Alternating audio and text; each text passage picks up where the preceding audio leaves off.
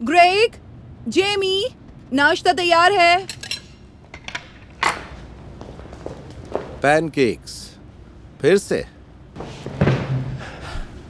कम से कम बटर तो दो।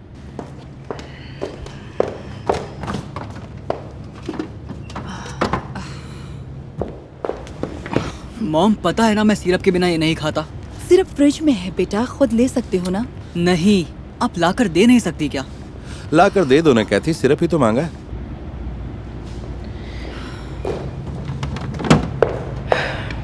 मुझे देर हो रही है, मुझे 15 मिनट पहले माँ के घर पहुंचना था। जरा नैपकिन देना मुझे। ये क्या है ग्रेग, खुद नहीं ले सकते क्या?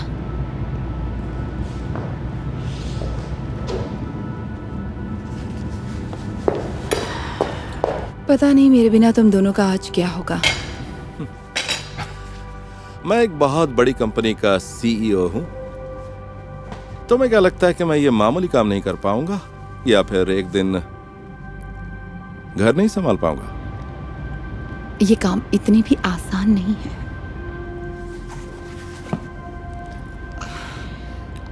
जो जो काम करना है मैंने तुम्हें मैसेज कर दिया है। अब मैं जा रही हूँ, रात को मिलते हैं।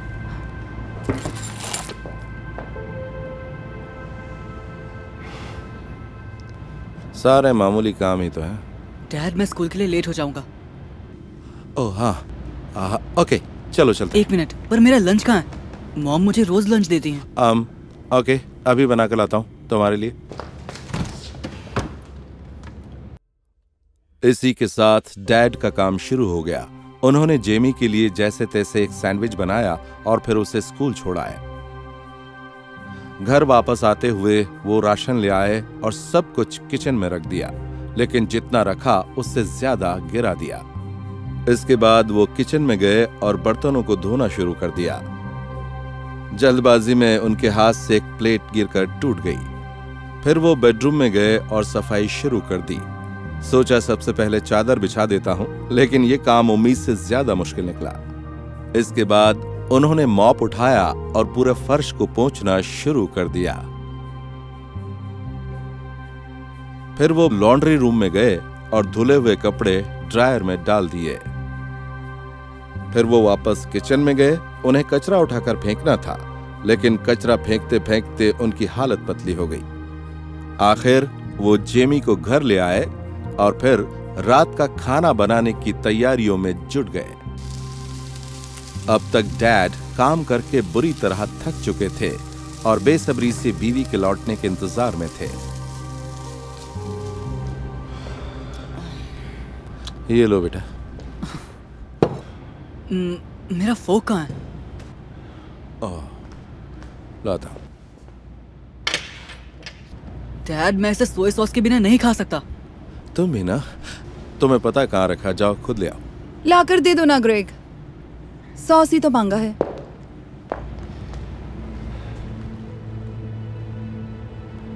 अच्छा हुआ कि तुम आ गई। आज तो मेरी हालत बहुत पतली हो गई। पर मेरा काम तो बहुत मामूली था ना। देखो प्लीज, मैं माफी चाहता हूँ। मैं समझ गया तुम्हारा काम कितना मुश्किल है, वाकई बहुत मुश्किल है। मैं वादा करता हूँ कि आज के बाद तुम्हारी और तुम जो भी काम करोगी उसकी पूरी इज्जत करूंगा। Thank you. तुम्हारा ये कहना ही मेरे लिए काफी है। चलो अब बैठ जाओ, मैं खाना लगाती हूँ।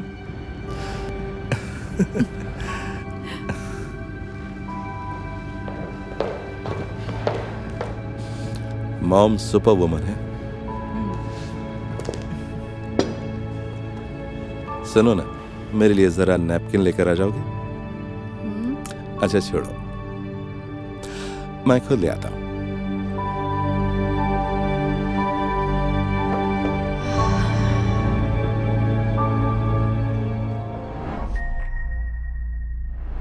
बहुत अच्छी लग रही हो। हे हनी, अपने बर्थडे पर भी इतनी देर तक काम कर रहे हो तो मैंने सोचा यही तुम्हारे। ब्रेंडा, ये कौन है? रिचर्ड, ये क्या चल रहा है? तुम्हें यहाँ नहीं आना चाहिए था ब्रेंडा। हम बाद में बात करते हैं, ओके? ये कौन है? मेरी पत्नी। पर उंगली में तो अंगूठी है ही नहीं।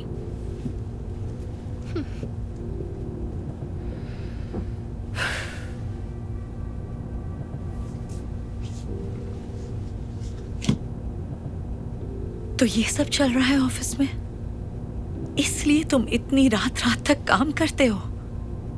तुम ऐसा कैसे कर सकते हो शादी के इतने सालों बाद? देखो, मैं कहना नहीं चाहता, पर हर कामयाब आदमी ऐसे रिश्ते रखता है। सब ऐसा करते हैं। पर कामयाबी तुम्हें मेरी वजह से ही मिली है। क्या कहा? ये तुम क्या बोल रही हो? तुमने मुझे कामयाब बनाया? हाँ, तुम भूल गए कैसे?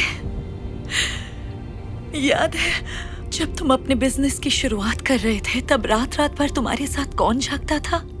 हे हनी, तुम्हारे लिए कॉफी लाई हूँ। अब तक जाग रही हो? तुम्हें सो जाना चाहिए था। तुम एक काम करता छोड़कर सो जाती तो मुझे बुरा नहीं लगता क्या? कैसा चल रहा है? अकाउंट्स की बैलेंस शीट है। पूरा दिन लग गया पर अभी तक मैच ही नहीं हुई। लाओ, मुझे देखने दो।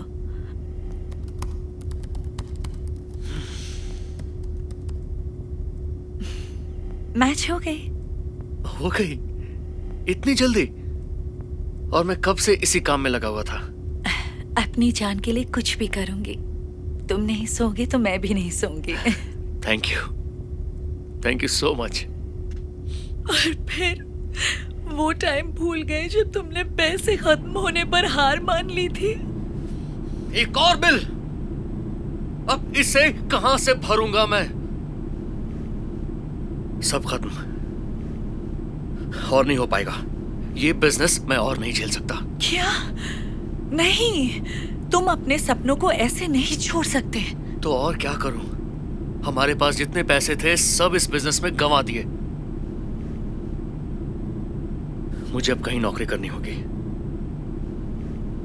रुको, मैं भी आई।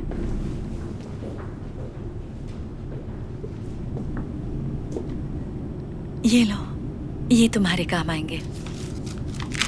इतने पैसे? इतने पैसे तुम्हारे पास कहां से आए? मुझे पता था पैसे खत्म हो गए हैं, तो मैंने शादी की अंगूठी बेच दी। मुझे उसकी जरूरत नहीं है। तुम्हारा प्यार ही मेरे लिए काफी है। मैं कभी नहीं चाहूंगी तुम अपने सपने छोड़ दो। तुम्हारे सपने मेरे भी तो सपने हैं। इतना सब कुछ मेरे लिए? मैं ये सब कभी नहीं भूलूंगा। मैं तुमसे वादा करता हूँ, जब सब कुछ ठीक हो जाएगा, तुम जो अंगूठी कहोगी मैं तुम्हें वो दिलवाऊंगा।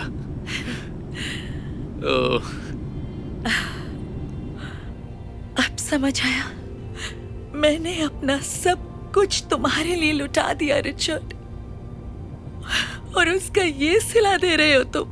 तो तुम्हें क्या लगता है, इतनी मेहनत करने के बाद, इतनी कामयाबी के बाद मैं पहले जैसा ही रहूं? मैं अब एक सीईओ हूं। मुझे कोई चाहिए जो मुझे खुश रख सके। तुम जैसी बूढ़ी और थकी हुई नहीं चाहिए मुझे। मुझे माफ करना ब्रेंडा, सब खत्म हो गया है।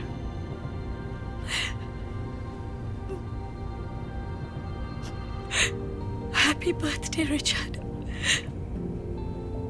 हमेशा खुश रहना। ब्रेंडा के जाने के बाद रिचर्ड फिर से अपने बिजनेस में खो गया, लेकिन बीवी के बिना उसे काम पर ध्यान देने और सही फैसले लेने के लिए समझाने वाला कोई नहीं था।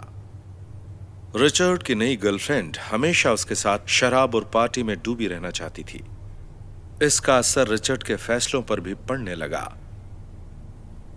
ब्रेंडा उसे हमेशा सेविंग के लिए समझाती थी, लेकिन इस नई गर्लफ्रेंड को बस उसके पैसे उड़ाने से मतलब था। उसे देखते ही वो उसके आगे हाथ फैला देती थी, पैसे मांगती रहती थी ताकि अपने लिए डिजाइनर कपड़े और बैग खरीद सके। धीरे धीरे रिचर्ड के पैसे खत्म होने लगे, यहां तक कि बिल भरने लायक पैसे भी नहीं बचते थे। लेकिन ब्रेंडा की तरह उसके बुरे वक्त में उसका साथ देने की बजाय उसकी गर्लफ्रेंड सिर्फ मौज मस्ती के लिए उससे मिलती थी। इसीलिए जब रिचर्ड के सारे पैसे खत्म हो गए तो उसकी गर्लफ्रेंड भी उसे छोड़कर चली गई। ब्रेंडा जैसी मजबूत बुनियाद के चले जाने से उसकी जिंदगी और बिजनेस की इमारत एक झटके में टूट गई। कुछ साल बीतने के बाद अचानक ही उसकी मुलाकात ब्रेंडा से हो गई। ब्रेंडा, ब्रेंडा, ये तुम हो? रिचर्ड, वाह, तुम बहुत अच्छी लग रही हो। एक मिनट बात कर सकती हो? मुझे एक मीटिंग के लिए लेट हो रहा है, पर हम चलते चलते बात कर सकते हैं। बोलो। देखो, जब से तुम मुझे छोड़कर गई हो, तुम्हारी बहुत याद आती है। क्या हम इस रिश्ते को एक और मौका नहीं दे सकते? तुम्हें क्या लगता है ब्रेंडा? पर मैं तो तुम्हें बहुत बूढ़ी और थकी हुई लगती थी ना। वो सेक्रेटरी कहाँ गई जो तुम्हें असली खुशी देती थी? वो चली गई। सच कहूं तो जब से तुम गई हो, मेरी जिंदगी और बिजनेस सब बर्बाद हो गया।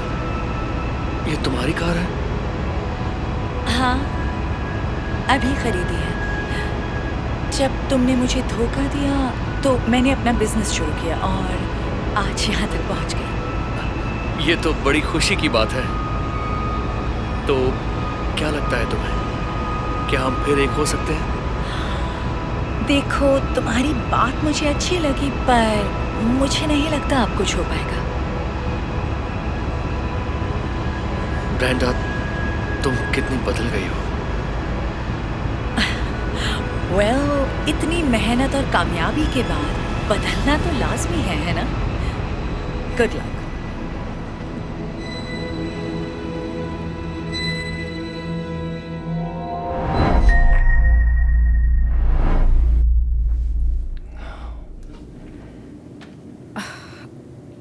ये तो फिट नहीं हो रही। शायद अगर तुम वर्कआउट करो तो हो जाएगा।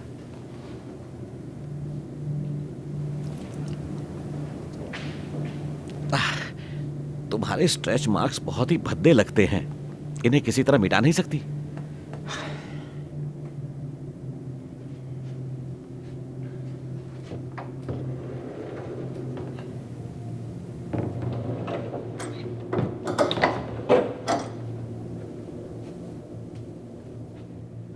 तुम्हारे पास पहनने के लिए और कुछ नहीं है? क्या मजाक है ये? अच्छा ठीक है, मैं कुछ और पहन कर आती हूँ। हद करती हो सच में। प्लीज मत जाओ। आई एम सॉरी, लेकिन मुझे जाना होगा। मैं यहाँ नहीं रुक सकता। ऐसे कैसे जा सकते हो? मैं किसी और से प्यार करता हूँ। वो जवान है, खूबसूरत है, उसमें सब कुछ है जैसे तुम पहले हुआ करती थी। ये क्या कह रहे हो? हमारी बेटी का क्या होगा? मुझे माफ करो, पर अब मैं जिंदगी अपने लिए जीना चाहता हूँ। प्लीज हमें छोड़कर मत जाइए, प्लीज।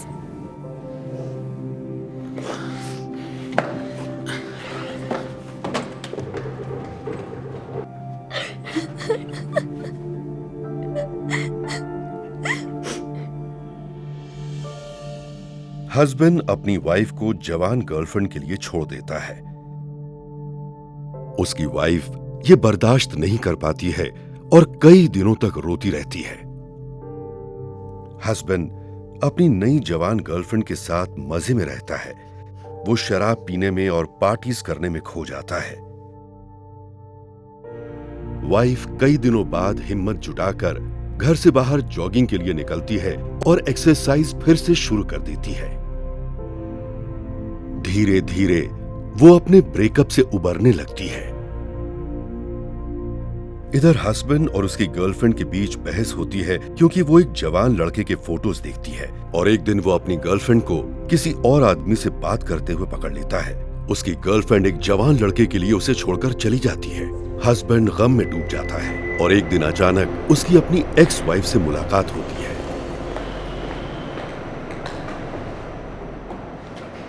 हे क्रिस्टल, रुको।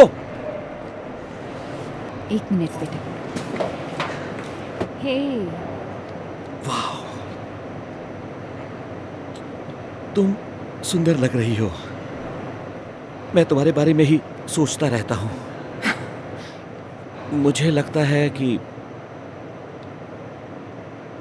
शायद हम दोनों को एक और कोशिश करनी चाहिए। तुम्हारी उस गर्लफ्रेंड का क्या हुआ?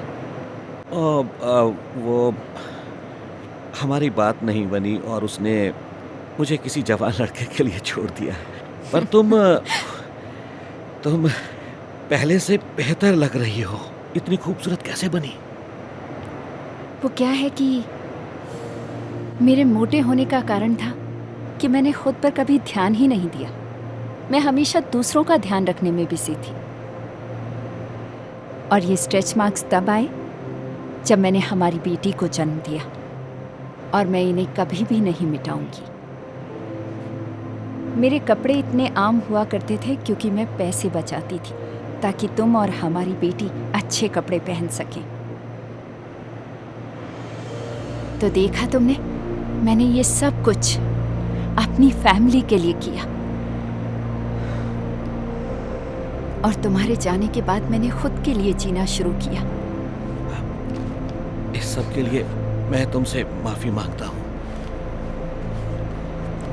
मुझे एक मौका नहीं दोगी? मुझे नहीं लगता, लेकिन तुम्हें बेस्ट ऑफ लक जरूर कहूंगी।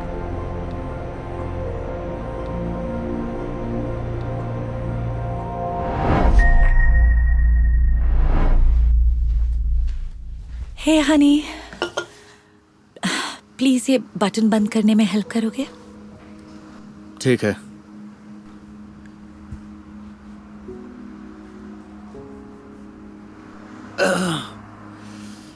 ये बंद नहीं हो रहा। ये जैकेट बहुत छोटी है।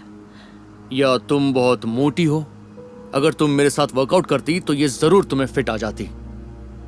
मैं पहनने के लिए कुछ और ढूंढ लेती हूँ।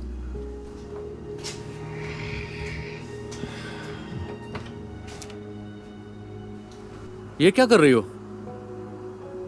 मुझे थोड़ी सी भूख लगी है।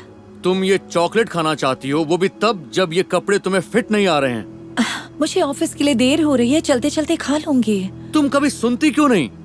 अगर तुम मेरी सुनती तो तुम्हारी जैकेट भी तुम पर फिट आती और तुम कभी ऐसी दिखती भी नहीं। इसका क्या मतलब समझूं मैं? तुम पहले अच्छी लगती थी, अपना ध्यान भी रखती थी, इस लड़की की तरह। पर अब तुमने अपना बिल्कुल ध्यान रखना ही छोड़ दिया है। अरे बस करो, बस रोना ही तो आता है तुम्हें। तुम्हारे नाटक के लिए टाइम नहीं है। मुझे क्लाइंट्स की ट्रेनिंग करवानी है।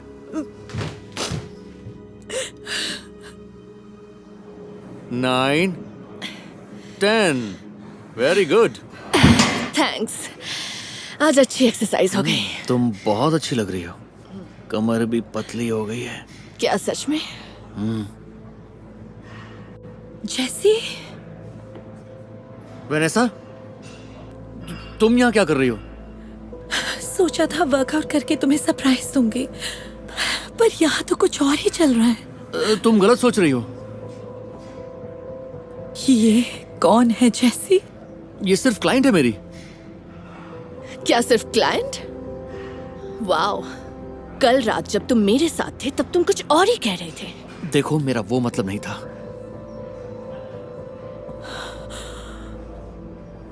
तो तुम्हें क्या लगा और क्या होना चाहिए था? हाँ, तुम कितनी ज्यादा मोटी हो गई हो और अब तुम मुझे बिल्कुल भी अच्छी नहीं लगती।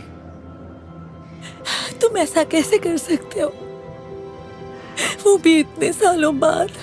सॉरी, पर मुझे अच्छा दिखने वाला पार्टनर चाहिए था, ना कि वो जिसे अपनी ही परवाह नहीं। मुझे अब तुम्हारे साथ नहीं रहना है।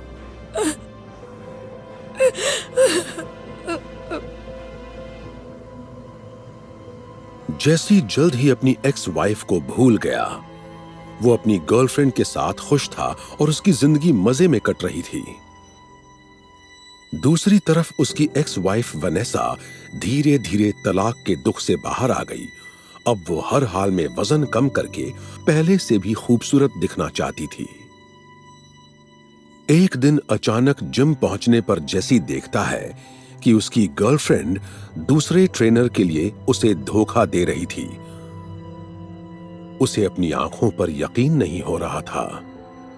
जैसी की जिंदगी पूरी तरह से बर्बाद हो गई थी, पर उसकी एक्स वाइफ वनेसा ने अपनी जिंदगी सुधारने का फैसला कर लिया था। उसने सारा जंक फूड और चॉकलेट कैंडीज उठाकर कचरे के डब्बे में फेंक दिए और हेल्दी चीजें खाना शुरू कर दी।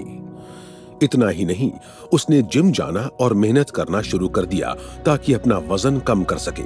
उसने हार नहीं मानी और लगातार कोशिशें करती रही। ऐसे ही कुछ महीने बीत गए। जैसी अकेला था, डिप्रेशन में था, उसने जिम छोड़ दिया और जंक फूड खाकर अपना वजन बढ़ा लिया। जैसी ने अपनी परवाह करना ही छोड़ दिया। और एक दिन यूं ही चलते चलते उसे वनेसा नजर आई। वेनेसा?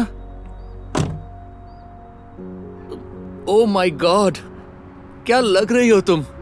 तुम इतनी फिट हो गई हो, मैं तो तुम्हें पहचान ही नहीं पाया। हे जैसी, तुमसे एक बात कहूं? मैं तुम्हें बहुत मिस करता हूं। उस लड़की का क्या हुआ जिसके लिए तुमने मुझे छोड़ा था? वो किसी दूसरे ट्रेनर के साथ चली गई मुझे छोड़कर।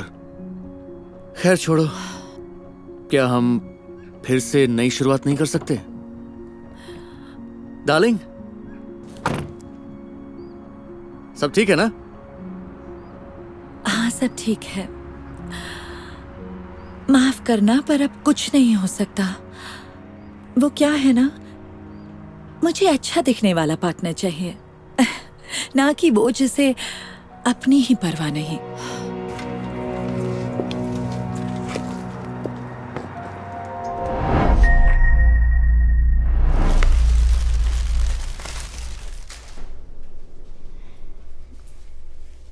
हेलो ग्रैंडमा, जल्द ही मिलेंगे। मतलब मैं सच में दादी बनने वाली हूँ। हाँ, मैं और मारिया तो कब से ये बताना चाह रहे थे। यही तो मेरा सपना था बेटा। मुझे पता है तुम दोनों काफी टाइम से कोशिशें कर रहे थे। मुझे जल्दी से बताओ ना, कितने महीने हुए तुम्हें प्रेग्नेंट हुए?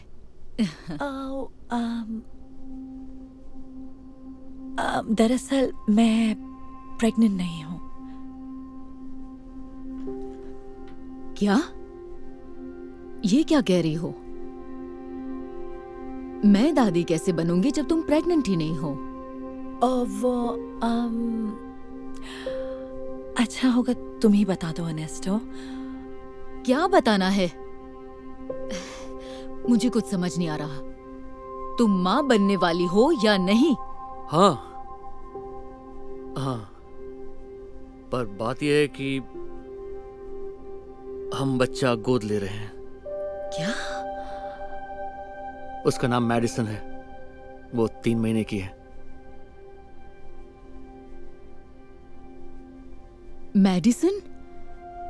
नहीं, मुझे हमारे खानदान का खून चाहिए।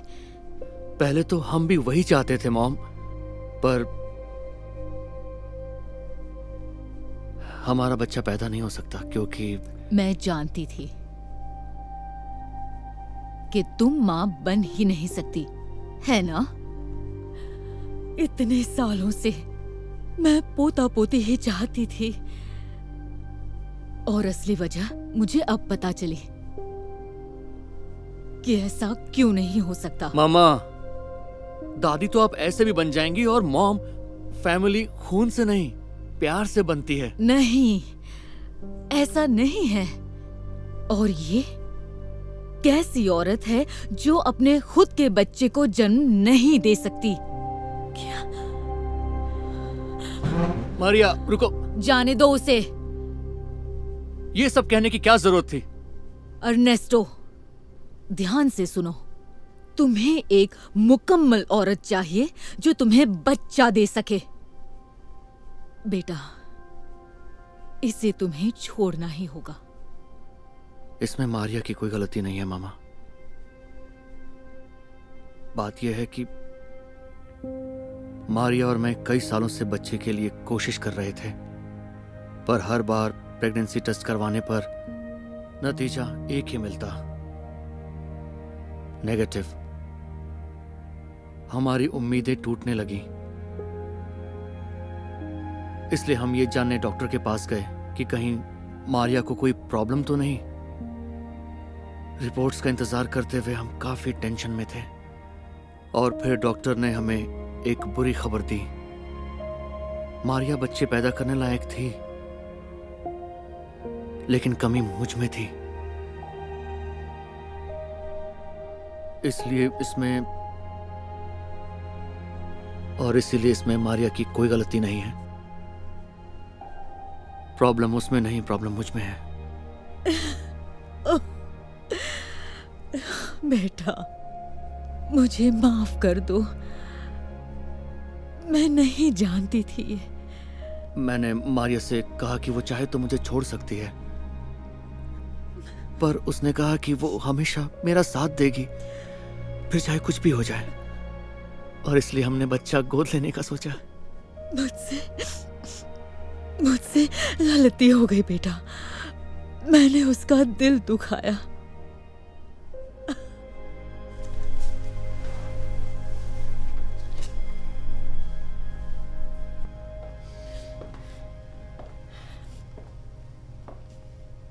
मारिया, क्या मैं तुमसे बात कर सकती हूँ?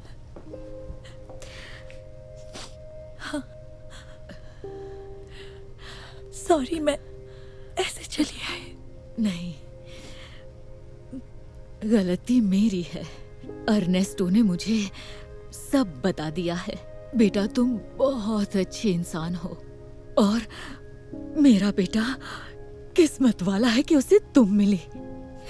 क्या तुम मुझे माफ कर सकती हो? जी बिल्कुल।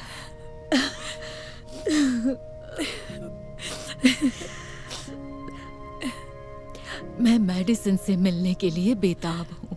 मैं भी। 1 महीने बाद हेलो, देखिए तो आपसे कौन मिलने आया है। मेरी बच्ची आ गई। मैं कितनी बेताब थी। ये लो, संभालो अपनी पोती को। मेरी प्यारी बच्ची कितनी खूबसूरत है। दादी माँ तुम्हें बहुत प्यार करती है बेटा।